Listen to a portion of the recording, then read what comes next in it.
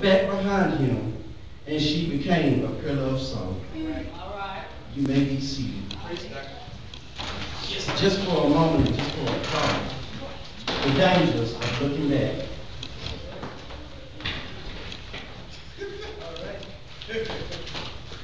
The dangers of looking back. Sometimes we can look back over our lives and fall into a trap. Because sometimes we look back and wish we could go back to the things that we used to do, go back to the places we used to go. But it's amazing when when you reach a certain point and the Lord tells you to move and go forward, that there is no going back. This is a familiar story from Sunday school up to adulthood. Yes. Talking about Lot and Sodom and Gomorrah and the evil and rich things that were going on in that particular city. And to really get a true understanding of the whole situation, you have to go back a couple of chapters back to when Lot and Abraham were still together. Yes, sir. You have to look at the fact that Lot was Abraham's nephew, and how they had so much value, so much wealth that it was becoming a problem. Yes, sir. So Abraham, in his great wisdom, told his nephew, you know what? It's causing too much conflict for us to be together. It's time for us to separate. And he gave Lot the option to choose the direction that he wanted to go in. Yes, sir. So Lot looked up, and he looked to the left, and he looked to the right. He looked to his left, and he saw this beautiful land, that's fertile, and everything that he seemed he needed to take care of what he had. All right. Then Abraham did in the opposite direction. Little did Lot know that where he was going was actually full of filth and bile. Yes, sir. Sometimes when we go through our lives, sometimes the places that look like it's green ain't always green. All right. There's always a catch that's going on with it, especially if you don't consult God before you go there. Yes, sir. So as you read on in the story, Lot went in, he got him a place, he got settled into this foul, despicable place.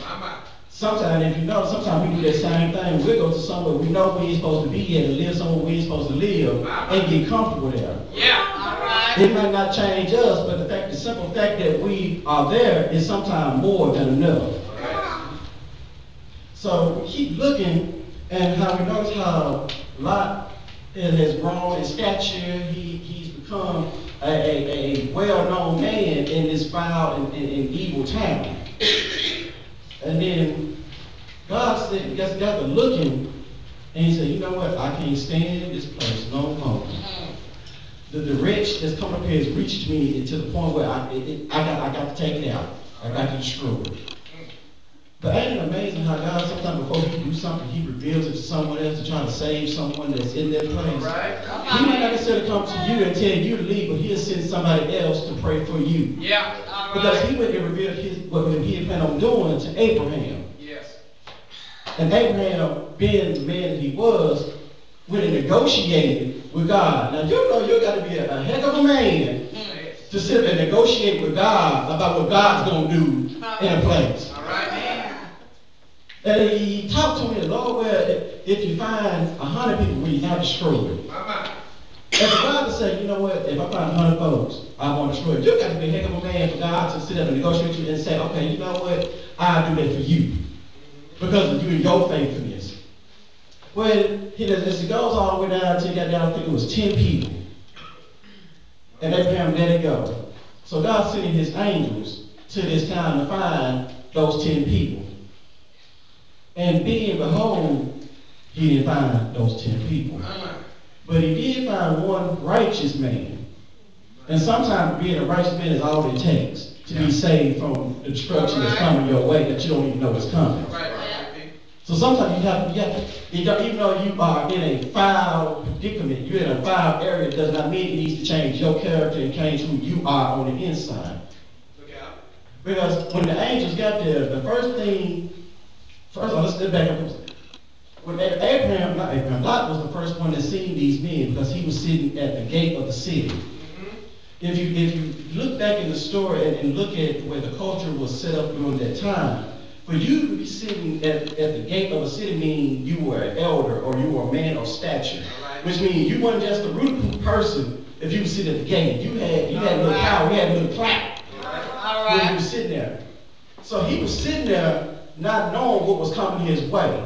Sometimes your blessings come when you least expect them, so you should always be ready just in case it comes. Yes, sir. So Abraham, a lot being the man that he was, he took these two men into his home, not knowing that they were truly angels that God had sent their direction. Yes, sir.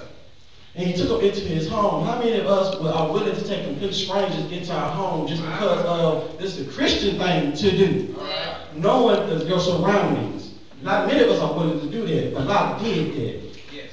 Not only did he do that with the men of the city, we talking about not just a few of them, we talking about all men of the city, the higher ups down to the bums and the beggars, come knocking on this door talking about we want the men in your house.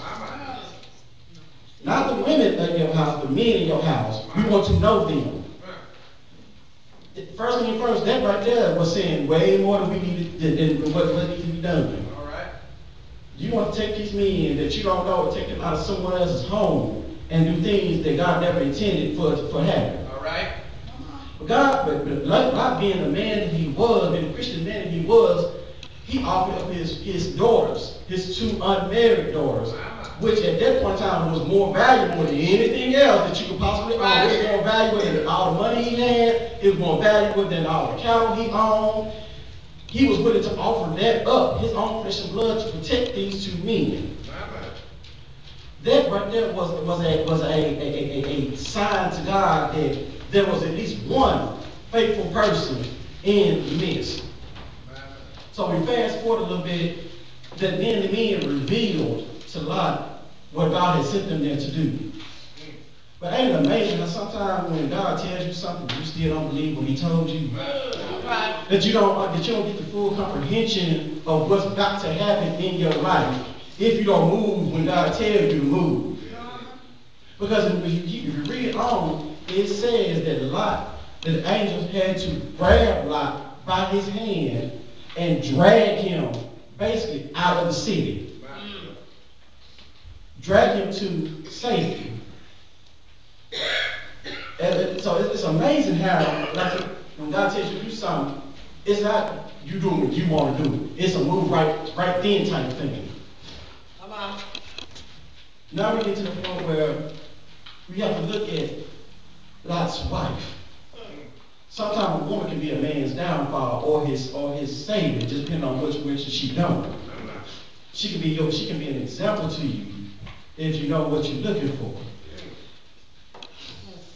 Lot's wife, once they were taken out and taken to safety, until you get to where God tells you to go, you're not actually safe. Because you're being disobedient. He told them to go forward into the mountains, into the hills, and do not look back. All right. Before she even got to the mountains and the hills, what did she do? Look back. She looked back. And as far as for her punishment, she was turned to a pillar of salt. But you have to look at, well, why did she look back? What made her turn around and disobey what God told her to do? Help us. Well, when I got to kind of looking and studying deep into this thing, I noticed a couple things, and those things that I saw, it made me realize that those same things can apply to me. All right. Those same things can apply to you. Yes, sir. So some of the things that or some of the reasons that we look back when God tells us to keep moving forward. And what I noticed was, the first thing I noticed, that maybe she looked back was because she had a love for the worldly things, or the worldly materials that her and her husband had. The wealth. Sometimes we have to leave our materialistic things behind to be able to move forward. Amen. The word says we cannot take these things with us when we die and go to heaven. So why should we be worried about what they're doing here? All right, amen. But sometimes, we get so hung up on these materialistic things that we have, these nice cars, these nice suits, and these nice clothes, and these nice homes, Yeah. that we forget that it's just a materialistic thing. It can burn Amen. down tomorrow, and then what do you have? All right. Thank you. It's a good word, Doctor. So we have to look at those things, because that applied to me, that applied to you. So that might be one of the reasons she looked back. Another thing I looked back, I saw that maybe it was the fact that she knew she was leaving her social status. All right. her position in the community. We see this on a regular basis. We look at our congressmen, we look at our representatives, we look at people that's in politics, we look at people that's in the church. You get in a certain position, Yes, sir. and you don't want to leave it behind because you like that power that it gives you. Or should I say that false sense of power that it gives you. Yeah. Because the power that you got is only given to you by God. Yeah. And that power that you got, if you're not using it the right way, can easily be taken away from you. Yeah. So maybe that was the reason that she kind of turned around and looked back, because she had a couple of regrets about the money that she leaving behind, the social status that she left behind. Then I thought, okay, maybe it wasn't the fact that she wasn't worried about the money. Maybe she wasn't worried about the social status, because nobody way to go. The Lord said that He can give you whatever you left behind. If He really wants you to have it, He can give it to you again and then give you double what you had before. All right now. I said, well, maybe she felt bad because she left all her friends behind, and she owned the safety, but she see and know her friends going to be killed and destroyed. Sometimes we stay in a place and look back at things because we don't want to leave. We want to go ahead, but we don't want to leave our friends behind. We don't want to leave our comrades down. But sometimes you have to leave and go by yourself. Sometimes you can't take everybody's with you. Sometimes you got to do things on your own and lean and depend on nobody but Jesus. All right. I said, well, maybe it wasn't that. I said, then I kept looking. I said, okay, maybe it was her family that she left behind. Because the story says he took his daughters, the two daughters that was in the house with him, he drove them along with his wife off to the city. But if you reread that, it said, Lot said he went after his son-in-laws, which means more than one, which means that his son-in-law, that means he had other daughters. Which means that they were married, which means they had children, which probably they had grandchildren. So then, maybe she looked at it because she was leaving her family behind. Maybe because she was leaving her daughters, her grandchildren, her son-in-laws behind to a fate that she didn't want them to, that she felt they didn't deserve. All right. So maybe that was the reason that she turned around and looked behind. And then it could have been something just as simple as this. She didn't believe in the threat that God told her. She didn't believe him. Sometimes we got to trick God on His word and just call it as it is. You can't doubt him. He tell you to go, you need to go. Don't be trying to wait and see if it's going to rain or not. He just told you to build his boat. Don't wait till it starts raining. You didn't want to build your boat. Guess what? You're going to get wet. Just like us, she thought if she stayed there, she was going to be okay. But if she had stayed there, she'd have been destroyed right along with everything else that was there because she didn't heed God's warning. God gives you warning. He gives you a heads up in most things that He's going to do in your life. All you got to be willing to do is listen and hear and shut your mouth and listen to what He tried to tell you. He would lead you and direct you in where you got to go.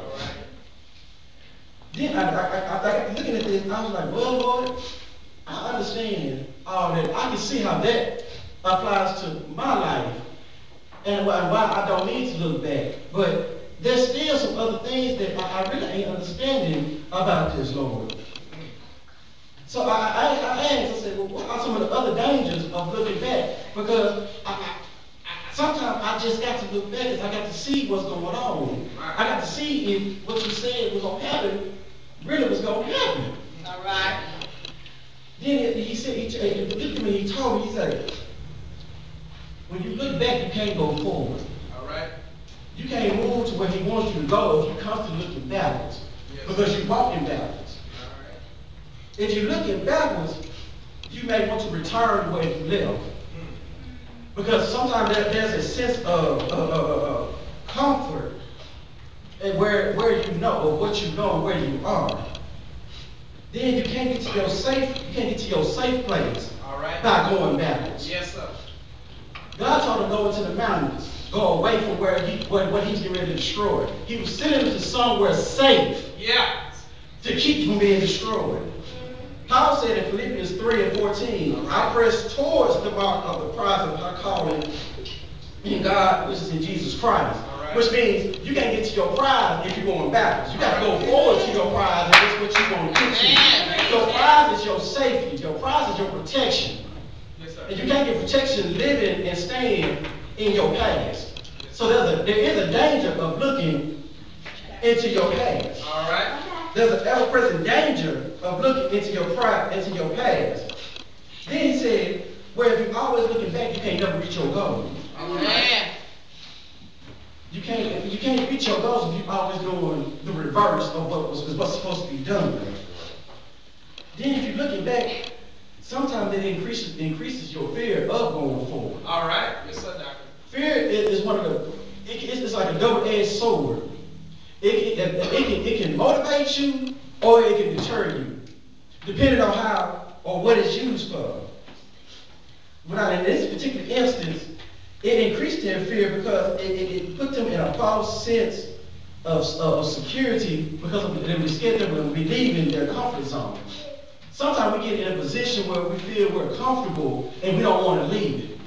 Even when God's trying to tell us to get out of it so he can get us to a better place than where we're already at, we're afraid to go because we're scared of what we're doing. Because we're afraid of what I might have to go through. So we'd rather stay in hell and damnation and be destroyed than go forward. So we're constantly looking back because, well, I know this back here. I don't know this up here. All right. So you got to see, you can't be afraid. God didn't give us a spirit of fear. All right. He wants us to be conquerors, and not just conquerors as in come in and devour everything in front of us, come in and be converted into something better than what it was when we got there. All right. Then there's another danger of looking behind you, and that danger is you can get stuck and can't move forward. Lot's wife is a prime example. She looked back and what did she got turned to a pillar of salt, which means she could no longer move. All right. She was stuck in the position of where she was, looking at the danger she was about to be destroyed from. Sometimes you get so terrified of what's going on or what you're seeing that it terrifies you to the point where you can't move. Yes. You get so nervous you just start shaking, and like you can't stop yourself because you're constantly looking at what's behind you. And so while you're in that mess, you don't notice what's going on until you're removed from it, and then you see what you was in, and it scares you half to death. All right. So you can't be stuck in the past. Whether it's a past bad relationship, whether the past bad habits that you used to do. You have to leave that stuff in the past. You have to leave it behind you. You can't live in that. And where I work, I sit and talk to the clients and the patients, and I hear it so often said that I can't let go of what my mother did to me. All right. I can't let go of what my father did to me. Yeah. I can't move forward because of what they've done. Yes, sir. They are stuck in that rut, Yeah. as some people call it. That they can't move forward and receive their healing because they're stuck where they're at, because they're constantly looking behind them. There is a danger in looking behind you. Yes, sir. And then when you look behind you, there's a chance you can get destroyed with your past. God, when he removes you from something, most of the time he destroys completely what's behind you because he doesn't want you to go back to it. He makes it, for some reason, he goes in, when he tells you to go left, he destroys everything right. Because he don't want you backtracking over old issues, over old habits, over old things. He wants you to continue to go forward. He don't want you to go back to where you came from. He don't want you to go back and deal with the same mess that you dealt with before because you ain't ready for that. All right. He removes you from it for a reason. Yes, sir. Yes. Then the danger, when you keep looking back, you can't see the danger that's ahead of you. All right. True. Sometimes, even though he's moving you to a better place, sometimes there's going to be hills and trials and tribulations that you're going to have to go through to get to your safe place. And if you're constantly looking back behind you, trying to see what's going on back here, you're not going to see that loudness in the middle of the road that you're about to trip over. Yeah. That if you had been looking forward in front of you, You could have just stepped over, wouldn't have stumbled, and kept on going.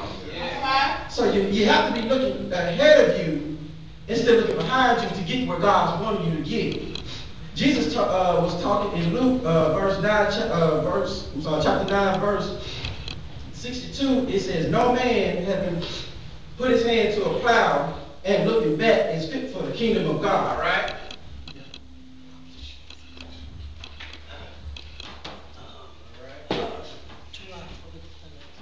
That's all right. Everybody go stop this. Just one more. Somebody can deliver today. All right. When I read that thing and kind of maybe looking at what God was giving me, it was almost like a revelation hit me.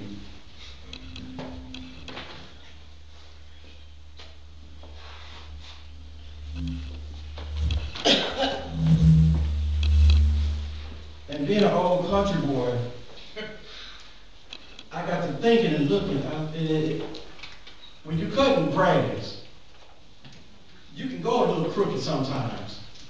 But when you look back, you can see where you was crooked at. You can go back and cut that and make it right and keep on going.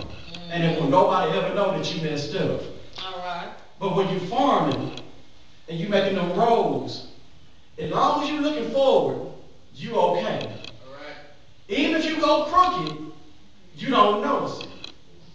But if you happen to look back while you're making that road, you notice that everything's going to look to the left. So next time you come back around, now that next road, instead of going straight, you got to make it crooked to line up with the first road you did. All right. So it'll look right. Or so you think it's going to look right.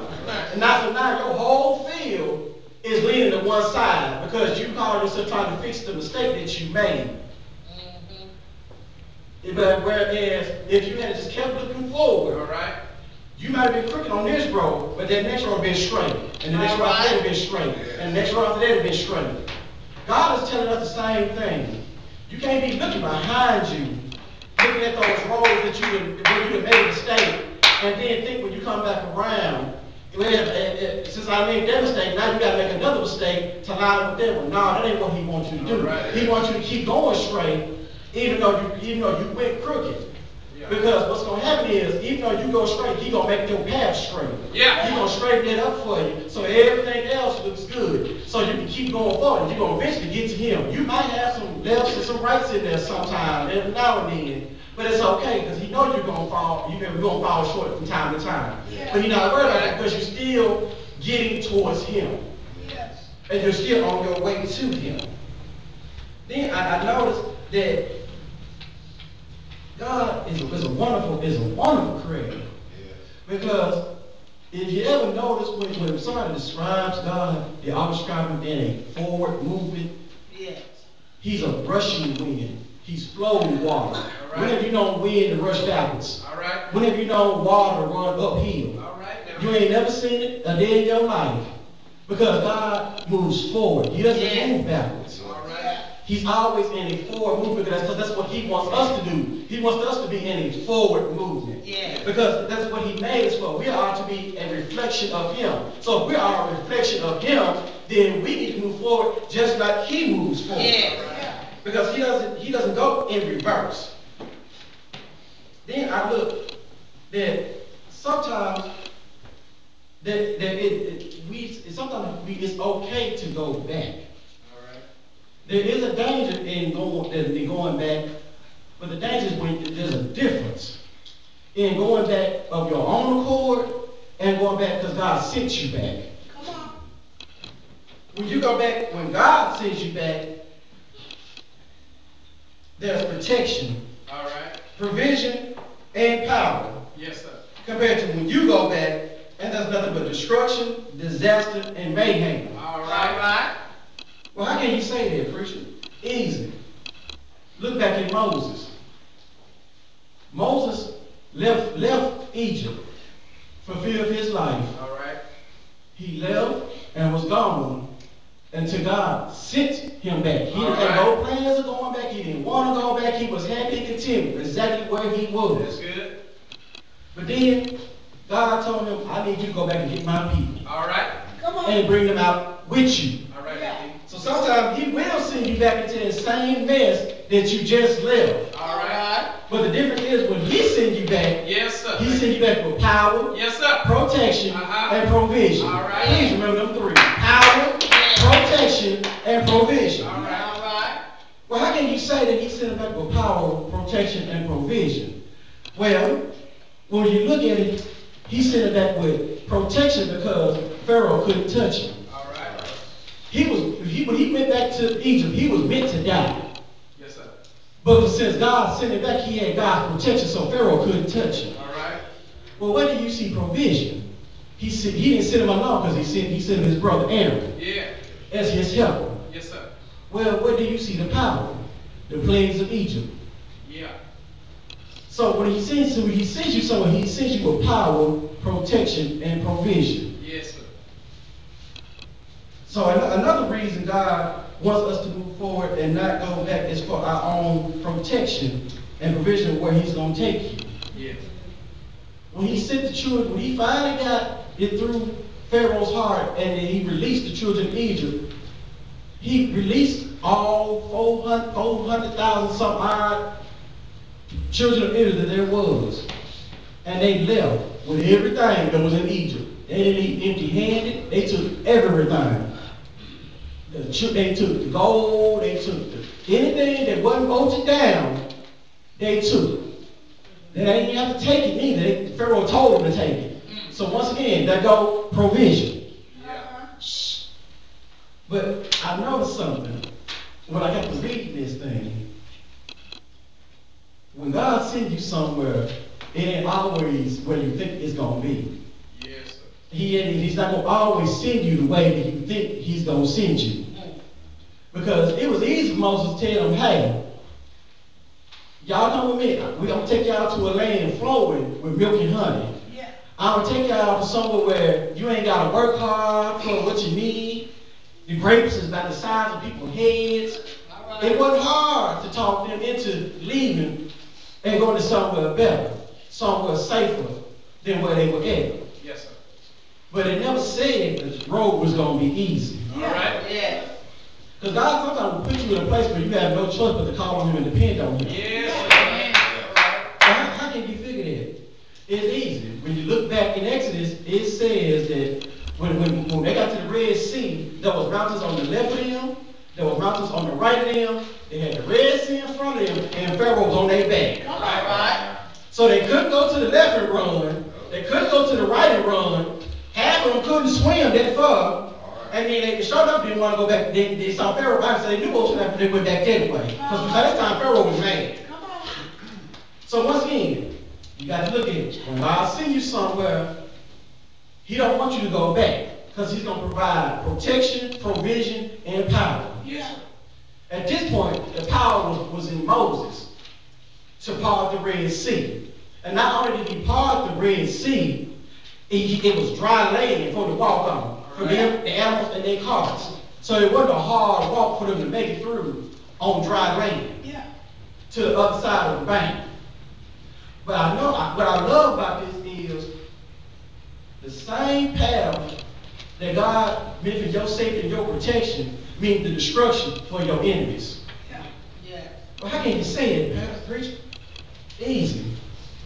Because when they got on the other side of the bank and they didn't even get all the way over, as soon as Pharaoh started coming through, them same walls that God was holding up the seas with, he let them down. All right. And if you notice, it didn't fall down on the half where the children of Israel was. It fell down on the half where the Pharaoh and his troops were at. Yes. So it was protection for one half of the folks, and it was destruction for the other half. And then I noticed that it was when God sends you somewhere. Remember I told you before, he destroys where he don't want you to go back to.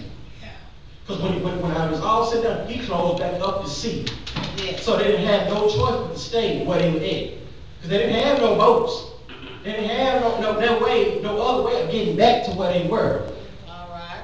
So the provision was there, the protection was there, and the power was there. All right. Because God didn't want them to go back to where they were, where they just came from. And then after all that,